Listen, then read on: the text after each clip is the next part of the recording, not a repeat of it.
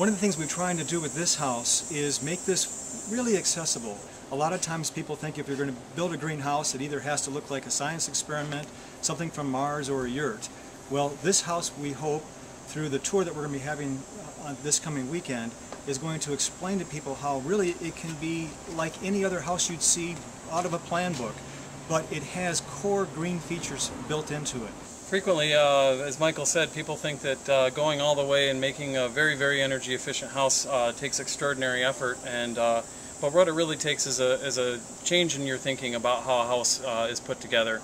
We have a lot of sunlight coming in those windows over there, and we can soak up that sun and use this well-insulated slab as a means to distribute that heat throughout the new area here.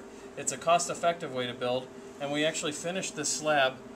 When we polish it, it will have a lot of colors. It'll kind of look like slates. Above us here, we're looking at the ceiling plane of this house, and something that's interesting, which you don't usually see, is the insulation, which is normally on the ceiling plane, has actually been pushed up to the roof plane. We can take up to 30% of the lumber out of a project and in its place come back with 30% insulation. In this case, what you're looking at is stud framing, wall framing, which where it would usually be at 16 inches on center has been pulled open to 24 inches on center.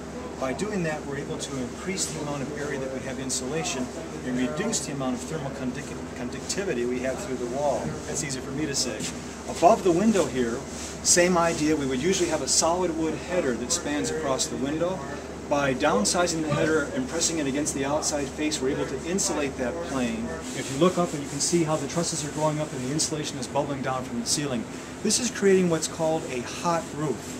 The concept is we take the thermal envelope of the building and push it to the outside skin, that which sees the exterior environment. Usually our attics in the summertime can range up to 120 and 130 degrees, and in the wintertime can be the source of convective heat loss through the building. This is what's called a PEX manifold water delivery system. This unit, because the PEX makes soft curves instead of hard 90s, and because it's much more slippery inside, these units are not clearing out a 3/4 inch line throughout the house. Each one is a home run that's 1/2 inch long.